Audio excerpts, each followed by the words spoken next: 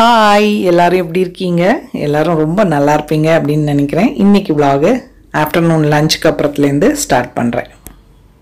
So time 4 மணி ஆக போகுது. Lunch முடிஞ்சிருச்சு. இன்றைக்கி பார்த்தீங்கன்னா இன்ஸ்டன்ட் ரசப்பொடி, அதாவது வெறும் தக்காளி மட்டும் கொதிக்க வச்சு இந்த பொடியை போட்டு அப்படியே இறக்கிற மாதிரி புளியெல்லாம் வறுத்து போட்டு அது ரெடி பண்ணணும். கிச்சன் கொஞ்சம் செட்டப் மாற்றிருக்கேன், எப்படி இருக்குது அப்படின்னு சொல்லுங்கள்.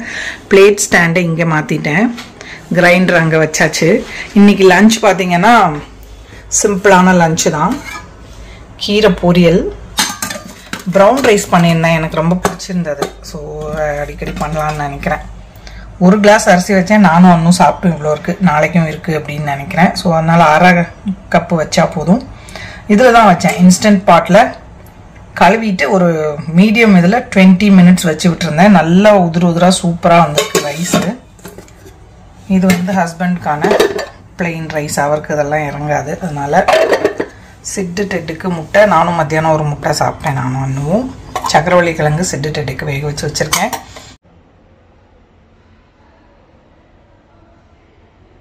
வெண்டைக்காய் பொரியலும் பண்ணலான்னு பார்த்து எல்லாம் நல்லா அலசி எடுத்து தொடச்சி வச்சுருந்தேன். பட்டு சாலடெல்லாம் பண்ணனால இதுவே போதும்னு இருந்தனால இதை வந்து நாளைக்கு ஈவினிங் சும்மா இருக்கப்போ கட் பண்ணி வச்சுட்டா நாளைக்கு பொரியல் பண்ணிக்கலாம். ஸோ இந்த செட்டப் நல்லா இருக்கா அப்படின்னு சொல்லுங்கள். லஞ்ச் முடிச்சுட்டு பாத்திரம்லாம் கழுவி வச்சுட்டேன்.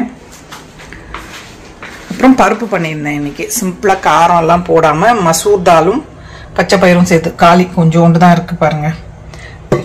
வெறும் பூண்டு பச்சை மிளகா போட்டு வேக வச்சுட்டு கடுகு ஜீரகம் மிளகா வத்தல் தாளித்து விட்டுட்டேன். சிம்பிளான தால். ஸோ இப்போ வந்து ரசப்பொடிக்கு முதல்ல வறுத்து எடுத்துக்கணும். இதுக்கு ஸ்டார்ட் பண்ணலாமா? கடாய் எடுத்து வச்சுருக்கேன். இனிமேல் தான் இன்க்ரீடியன்ஸ் எல்லாம் கடகடான்னு எடுத்துட்டு இது பண்ணணும். ஸோ இந்த செட்டப் நல்லா இருக்கா அப்படின்ட்டு சொல்லுங்கள்.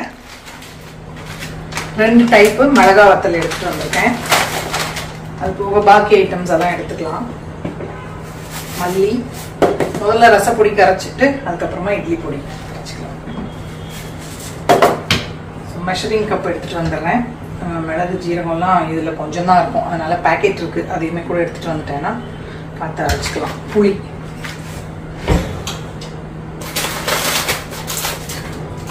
புளி கொஞ்சம் க்ளீன் பண்ண வேண்டியிருக்கும்னு நினைக்கிறேன். நாரெல்லாம் இருக்குது, எவ்வளோ தேவையோ எடுத்துகிட்டு இதில் இருக்க அந்த நார் ஓடு அதெல்லாம் இருந்ததுன்னா அதையும் எடுத்துக்கலாம்.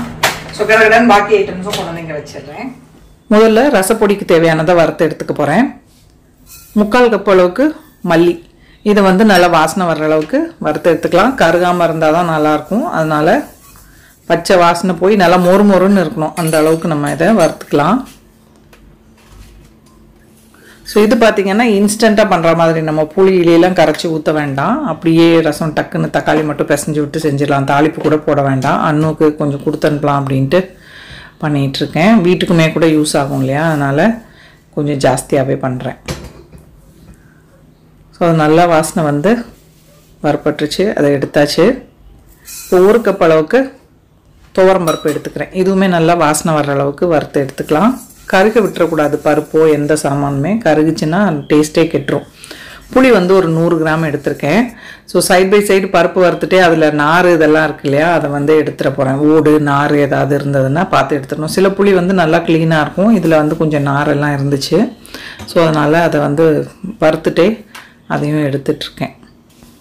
ஸோ இன்றைக்கி லஞ்ச் ப்ரிப்ரேஷன்லாம் வந்து vlog எடுக்கல. மத்தியானம் இன்றைக்கி வெட்டியாக டைம் பாஸ் பண்ணாமல் கொஞ்சம் இந்த மாதிரி உருப்படியாக ஏதாவது வேலை செய்வோம் அப்படின்னு. பெப்பர் பவுடரும் காலி ஆகிடுச்சு, இட்லி பொடி காலி ஆகிடுச்சு. அதெல்லாம் வந்து இன்றைக்கி இந்த பொடி அரைக்கிற வேலையெல்லாம் வச்சுக்கலாம் அப்படின்ட்டு வீடு க்ளீனிங் வேலையெல்லாம் காலையிலே அதெல்லாம் முடிச்சிட்டேன்.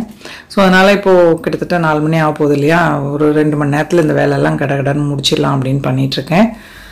ஒரு 1/2 கப் அளவுக்கு ஜீரகம் சேர்த்துருக்கேன். ஜீரகம் வந்து ரொம்ப வறுபடக்கூடாது, லைட்டாக சூடானா போதும். அதையும் எடுத்துடலாம். அதே மாதிரி ஒரு 1/2 கப் அளவுக்கு மிளகு சேர்த்துக்கலாம். நல்லா காரசாரமாக சூப்பராக இருக்கும். சட்டுன்னு ரசம் பண்ணிடலாம். நேற்று ஹிட்டுன்னு நானேயோட தெலுங்கு மூவி பார்த்தேன். ஹேனானெல்லாம் பார்த்துட்டு ஏதோ ஒரு எதிர்பார்ப்பில் பார்த்தா ரத்த கலரியாக இருக்குது படம். ஐயோ அப்பா, எவ்வளோ குத்து எப்படி தான் இப்படி படம் எடுக்கிறாங்களோ தெரில. நல்ல வேளை ஒரு மலையாளம் மூவி வந்திருந்தது இல்லையா, உன்னி முக்குந்தந்து, அந்த படம் கூட அப்படி பார்க்காத மம்மி அப்படின்ட்டான். அதனால் அது பார்க்கவே இல்லை. இதுவும் அதே லெவலில் தான் இருந்தது அப்படின்னு நினைக்கிறேன். அப்போ தியேட்டர்லலாம் பார்த்தா இன்னும் கொடூரமாக இருக்கும். நம்ம வீட்டில் இருந்து பார்க்குறப்பயே அப்படி இருக்குது. அவ்வளோ குத்து, அவ்வளோ ரத்தம், சகிக்கலை பார்க்குறதுக்கே. ஸோ நீங்கள் யாராவது அந்த படம் பார்த்தீங்களா, உங்களுக்கு பிடிச்சிருந்ததா அப்படின்னு கமெண்ட்டில் சொல்லுங்கள்.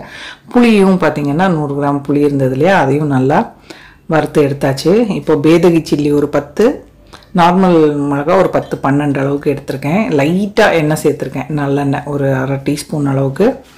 இதுவும் நல்லா வறுத்து எடுத்துடலாம். ஸோ இதையும் தனியாக எடுத்து வச்சிடலாம். இந்த ரசப்பொடி வச்சு ரசம் எப்படி பண்ணுறதுன்னு இந்த வீடியோலேயே அதையும் காட்டுறேன் நான்.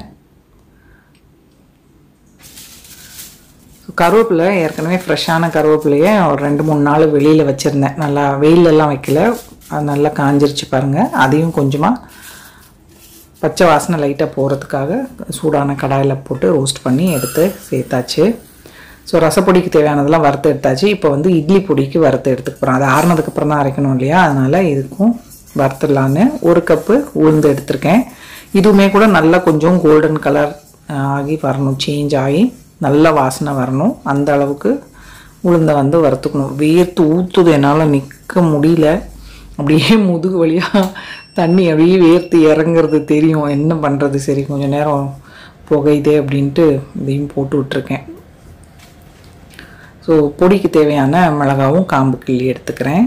கொஞ்சம் காரமாக தான் அரைக்க போகிறேன். ஒரு 15 நார்மல் மிளகா, ஒரு 4-5 பேதகி சில்லி, 2 இதுக்கும் சேர்த்துக்க போகிறேன். உளுந்து பாருங்கள் இந்த அளவுக்கு வறுபட்டுருக்கு, கருகாமல் நல்லா இந்த மாதிரி கோல்டன் கலர் ஆற அளவுக்கு வறுத்து எடுத்துக்கலாம். இது கூட அரை கப் அளவுக்கு கடலைப்பருப்பு, இதுவுமே கூட நல்லா பச்சை வாசனை போகிற அளவுக்கு வறுத்து எடுத்துக்கணும்.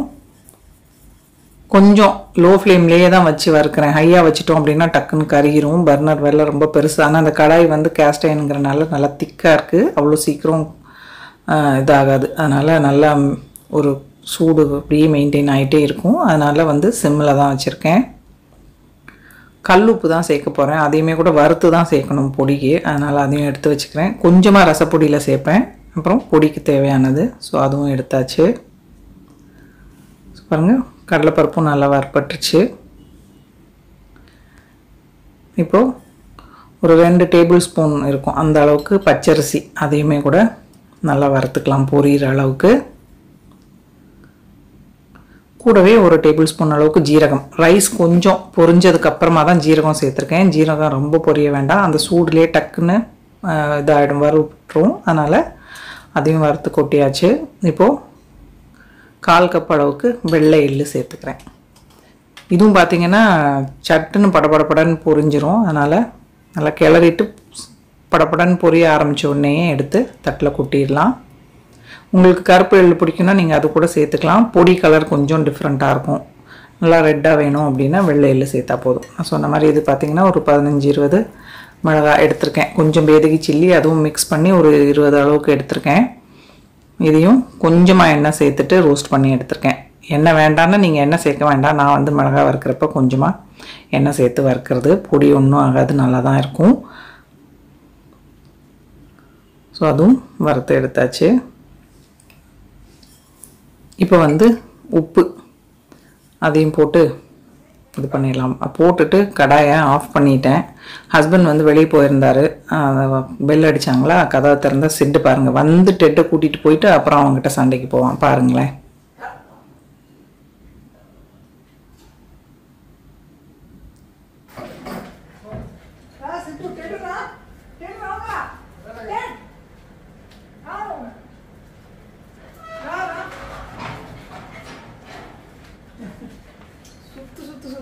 சுத்தினே பிள்ளை சிட்டு, ஏய் சிட்டு சேடோ. ஸோ வாழைப்பையன் சிட்டு என்ன பண்ணான்னு பார்த்தீங்கல்ல பாருங்கள். ஸ்டவ் ஆஃப் பண்ணிட்டு தான் போனேன். உப்பு வந்து நல்லா அந்த ஈரம் எல்லாம் போய் ட்ரை ஆகிடுச்சு. இது வந்து இட்லி பொடிக்கு அரைச்சது, இந்த பக்கம் ரசப்பொடிக்கு அரைச்சது நல்லா ஆறிடுச்சு. இப்போ வந்து இதை அரைச்சி எடுத்துக்கலாம். மிக்ஸி ஜாரில் முதல்ல வறுத்து வச்சுருக்க மிளகாய் வத்தல், உப்பு வறுத்து ஃபுல்லுமே சேர்க்க போகிறதில்ல, ரொம்ப உப்பாயிடும். கொஞ்சம் இதுக்கு தேவையான அளவுக்கு சேர்த்துக்கிறேன். கூடவே நம்ம புளி வறுத்து வச்சுருந்தோம் இல்லையா, அதையும் முதல்ல இது கூட சேர்த்துட்டு இதை மட்டும் முதல்ல நல்லா கிரைண்ட் பண்ணி எடுத்துக்கணும். இது முதல்ல நல்லா பொடிச்சிட்டு அதுக்கப்புறமா பருப்பு மல்லி எல்லாம் சேர்த்துக்கலாம். ஸோ அது நல்லா அரைப்பட்டுருச்சு. அது கூட பருப்பு சேர்த்துருக்கேன். வீடியோ எடுத்திருக்கேன்னு நினச்சி பார்த்தா ஃபோன் ஆஃபில் இருந்திருக்கு கேமரா. ஸோ அது கொஞ்சம் சேர்த்துட்டு ஒரு ஈடு அரைச்சி எடுத்துகிட்டு அப்புறம் இன்னொரு ஈடு அரைச்சிக்கலாம். நல்லா அரைக்கிறப்பவே வாசனை வந்து கமகமன்னு வருது, அந்த மல்லி இதெல்லாம் சேர்த்து வரப்போ. ஸோ ரொம்ப நைஸாக அரைக்கணும்னு இல்லை, லைட்டாக கொஞ்சம் தருதருப்பாக தான் இருக்கும். ஸோ அடுத்த ஈடு வெறும் பருப்பு இது மட்டும் இருக்குது பார்த்தீங்களா, அதையும் சேர்த்துக்கலாம் மிக்ஸி ஜாரில். கட்டி பெருங்காயம் இருந்தால் நீங்கள் அதை எண்ணெயில் வறுத்து சேர்க்கலாம். என்கிட்ட கட்டி பெருங்காயம் இல்லை, நல்லா வாசனையாக இருக்கும். இப்போ வந்து ஒரு 2 டீஸ்பூன் அளவுக்கு மஞ்சத்தூள் சேர்த்துக்கிறேன். அதனால் நார்மல் பெருங்காயம், இதில் வந்து மைதா கலக்கி தான் வச்சுருப்பாங்க, வேறு வழி இல்லை, கட்டி பெருங்காயம் இல்லை, அதனால் இதே சேர்த்துக்கிறேன். ஒரு டேபிள் ஸ்பூன் அளவுக்கு பெருங்காயம் சேர்த்துருக்கேன். சேர்த்துட்டு இதையும் நல்லா அரைச்சி எடுத்துகிட்டு நம்ம ஏற்கனவே அரைச்சி வச்சுருக்கிறது கூட சேர்த்து நல்லா மிக்ஸ் பண்ணிக்கலாம். ஒழுங்காக மிக்ஸ் ஆகலைன்னா இதை மொத்தத்துக்குமே மிக்ஸி ஜாரில் போட்டு ஒரு 2 பல்ஸ் பண்ணி எடுத்துட்டோம் அப்படின்னா நல்லா ஒன்று போல் கலந்து வந்துடும். ஸோ நமக்கு ரசப்பொடி ரெடி. கமன்னு வாசனையாக இருக்குது. ஸோ அடுத்து இப்போ இட்லி பொடிக்கும் அதே மாதிரி முதல்ல மிளகாய் வத்தல் அண்ட் உப்பு சேர்த்து அடிச்சுட்டு அதுக்கப்புறமா தான் வறுத்து வச்சுருக்க பருப்பு எல்லாம் சேர்க்க போகிறேன். இது கூட பெருங்காயம் சேர்த்துக்கலாம். முதல்ல மிளகாய் நல்லா அரைப்பட்டதுக்கப்புறமா பருப்பு எல்லாம் சேர்த்துக்கலாம். இந்த கேரளாவில் ராமேஸ்வரி இட்லி இருக்கு இல்லையா, அவங்க பார்த்தீங்கன்னா வெறும் அரிசி வச்சு தான் பொடி அரைச்ச மாதிரி நான் ஏதோ வீடியோ பார்த்தேன். ஸோ அதனால தான் இந்த தடவை கொஞ்சமாக அரிசி சேர்த்துருக்கேன். நான் இது வரைக்கும் இது இட்லி பொடியில் வந்து அரிசியெல்லாம் சேர்க்க மாட்டேன். இந்த தடவை சரி கொஞ்சம் ஒரு 1/4 கப் அளவுக்கு சேர்த்து பார்க்கலாம் அப்படின்னு ஏதோ யூடியூப்பில் வீடியோ பார்த்தப்போ தான் ராமேஸ்வரி இட்லி அவங்க அரிசியை நல்லா பொரியாற அளவுக்கு வறுத்துட்டு அதுக்கப்புறமா இட்லி பொடி மாதிரி பண்ணி அந்த இட்லி கூட சர்வ் பண்ணுறாங்க. ஸோ இட்லி பொடியும் கமன்னு ரெடி ஆகிடுச்சு. இதுவும் எல்லாம் ரெண்டுமே நல்லா சூடெல்லாம் ஆறுனதுக்கப்புறமா ஏர்டைட் கண்டெய்னரில் ஸ்டோர் பண்ணிக்கலாம். இப்போ ரசத்துக்கு வந்து தாளிப்பு ரெடி பண்ணிக்கிறேன். ரசப்பொடிக்கு ஸோ 2 டேபிள் ஸ்பூன் அளவுக்கு கடுகு, ஒரு 1/2 டீஸ்பூன் அளவுக்கு ஜீரகம். ஸோ கடுகு நல்லா சடச்சடன்னு பொரிஞ்சு வரணும். பாருங்கள், இந்த ஸ்டேஜில் 1 டீஸ்பூன் அளவுக்கு நல்லெண்ணெய் சேர்த்துக்க போகிறேன். கொஞ்சமாக 2-3 மிளகாய் வத்தலும் சேர்த்துருக்கேன். கருவேப்பிலை ஏற்கனவே காய வச்சுருந்தேன் பார்த்தீங்களா, அதையும் இது கூட சேர்த்துக்க போகிறேன். எண்ணெய் நிறையா சேர்க்கலை, ஜஸ்ட்டு கொஞ்சமாக 1 டீஸ்பூன் அளவுக்கு நல்லெண்ணெய், கருவேப்பிலை, இதுவும் காய வச்ச கருவேப்பிலை தான். அவ்வளோதான். ஆஃப் பண்ணிவிட்டு டக்குன்னு நம்ம ஏற்கனவே பிடிச்சி வச்சுருக்கோம் பார்த்தீங்களா, அந்த மிக்ஸை இது கூட சேர்த்துட்டு ஒரு கலந்துட்டு வேறு எதுக்கு மாற்றிடணும். ஏன்னா கடாய் சூடாக இருக்குது, ரொம்ப நேரம் விட்டோன்னா பொடி கருகிரும். அதனால் என்ன பண்ணேன், திருப்பியும் நல்லா கலந்துட்டு அந்த பவுலுக்கு மாற்றி வச்சுட்டு பிளாட்ஃபார்ம் இந்த இதெல்லாம் வந்து கடகடன்னு கையோடு க்ளீன் பண்ணி விட்டுற போகிறேன். ஸோ ரசப்பொடி வாசனை கமன்னு மணக்குதா, கொஞ்சமாக ரசம் வச்சு பார்த்துடலாம் அப்படின்ட்டு. சாதம் இருக்குது, நைட்டு கூட ரசம் ஊற்றிக்கலாம். அதுக்கு ஒரு தக்காளி, ஒரு 4-5 பல்லு வெள்ளைப்பூடு, கொஞ்சமாக தான் வைக்க போகிறேன் ரசம். ஸோ இது மட்டும் எடுத்துக்கலாம். இதை வந்து கட் பண்ணலை அப்படின்னா நீங்கள் மிக்சியில் கூட ஜஸ்ட்டு ஒரு தடவை பல்ஸ் பண்ணி எடுத்துக்கிட்டால் இன்னுமே நல்லாயிருக்கும். இது வந்து கொஞ்சம் அங்கங்கே தக்காளி பீஸ் தட்டுப்படும். உங்களுக்கு இந்த மாதிரி வேண்டாம் அப்படின்னா சின்ன மிக்ஸி ஜாரில் 1-2 தக்காளி, 5-6 வெள்ளைப்பூடு சேர்த்துட்டு ஒரு தடவை பல்ஸ் பண்ணிவிட்டு கூட நீங்கள் ரசம் ப்ரிப்பேர் பண்ணிக்கலாம். ஸோ அவ்வளோதான். ஒரு தக்காளி நல்லா பொடியாக கட் பண்ணிட்டேன், 4-5 பல்லு வெள்ளைப்பூடும் இடித்து வச்சுருக்கேன். இப்போ இதை பவுலில் சேர்த்துட்டு நல்லா கையால் ஒரு தடவை பிசைஞ்சு விட்டுற போகிறேன் இந்த மாதிரி. இப்போ இது கூட ஒரு 1.5 கப் அளவுக்கு தண்ணி சேர்த்துக்கிறேன்.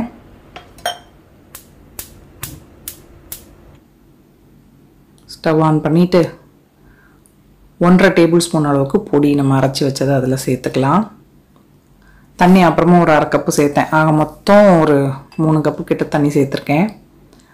உப்பு வந்து நம்ம கொஞ்சமாக தான் போட்டோம், அதனால் உப்பு எப்படியும் பத்தாது. செய்கிறப்போ தேவையான அளவுக்கு உப்பு, கொஞ்சமாக வெள்ளை பொடியும் சேர்த்துக்க போகிறேன். அவ்வளோதான். இது நல்லா அப்படியே நுரைச்சி வந்ததுன்னா மல்லி இலை தூவி ஆஃப் பண்ணிட்டோன்னா நமக்கு ரசம் ரெடி. ஸோ மிளகு தூளும் காலி ஆகிடுச்சு, அதையும் பிடிச்சி வச்சிடலான்னு ரசம் ரெடி ஆகிறதுக்குள்ளே மிளகையும் பிடிச்சிடலாம். ஆம்லெட்டுக்கு, சமையலுக்கு எல்லாத்துக்கும் தேவைப்படும். கடையிலலாம் வாங்குறதில்ல, நல்லா நம்மளே டக்குன்னு மிக்சியில் அரைச்சி வச்சுக்கலாம். ஒரு பாட்டில் ஃபில் பண்ணி வச்சோம் அப்படின்னா எப்படியும் ஒரு 10-20 நாளைக்கு கூடயே வரும். பாருங்கள், இந்த மாதிரி பிடிச்சி வச்சுட்டேன் மிளகு தூளும். அதுக்குள்ளே நமக்கு ரசமே பாருங்கள் நல்லா நுரைச்சி கமன்னு ரெடி ஆகிடுச்சு.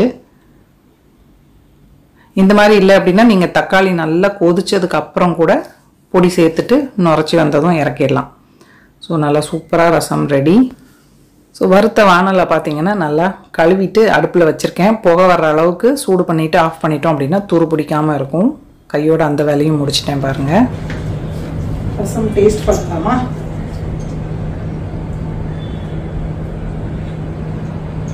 சூடாக இருக்கு.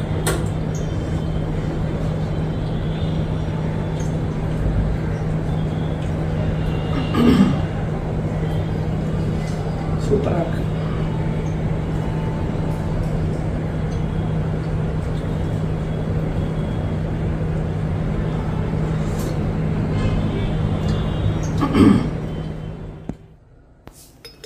ஸோ பொடி வந்து அந்த சூடெல்லாம் ஆறி நல்லா ப்ராப்பராக ரெடி ஆகிடுச்சு. அதனால் பாட்டிலில் இட்லி பொடியும் ரசப்பொடியும் போட்டு ஸ்டோர் பண்ணிடலாம்.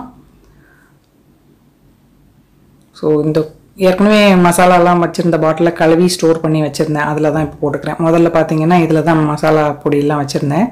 ஒரு 10-12 பாட்டில் நல்லா கழுவி ஒரு டப்பாவில் போட்டு வச்சுருக்கேன். இந்த மாதிரி தேவையானதுக்கு எடுத்து யூஸ் பண்ணிக்கலாம். இப்போ ரசப்பொடியும் போட்டுடலாம். 2 பாட்டில் இட்லி பொடி, 2 பாட்டில் ரசப்பொடி கிடச்சது. ஸோ ஒன்று இங்கே வீட்டுக்கு வச்சுட்டு ஒன்று வந்து அண்ணுக்கு கொடுத்து அனுப்பிடலாம். ஸோ அவ்வளோதான் பாருங்கள். மத்தியானம் இன்றைக்கி வெட்டியாக டைம் பாஸ் பண்ணாமல் சூப்பராக ஒரு வேலை முடிஞ்சிருக்கா? அவ்வளோதான், எடுத்து வச்சுட்டேன் அப்படின்னா வேலை முடிஞ்சுது. ஸோ இருட்டிட்டு வருது பாருங்கள். டைம் 6 மணிக்கு மேலே ஆச்சு. பாத்திரம்லாம் கழுவி எல்லா வேலையும் முடிச்சிட்டேன். ரசமும் இருக்கனால ப்ரௌன் ரைஸும் இருக்குது. நைட்டுக்குன்னு டின்னருக்கு பெருசாக ஒன்றும் வேலை இல்லை. ஹோப் இந்த வீடியோ உங்கள் எல்லாருக்கும் பிடிச்சிருக்கும் அப்படின்னு நினைக்கிறேன். பிடிச்சிருந்ததுன்னா லைக் பண்ணுங்கள், ஷேர் பண்ணுங்கள், மறக்காமல் நம்ம சேனலுக்கு சப்ஸ்கிரைப் பண்ணிக்கோங்க. இவ்வளோ நேரம் இந்த வீடியோ பார்த்தவங்க எல்லாருக்கும் என்னுடைய நன்றி, வணக்கம். Love you all.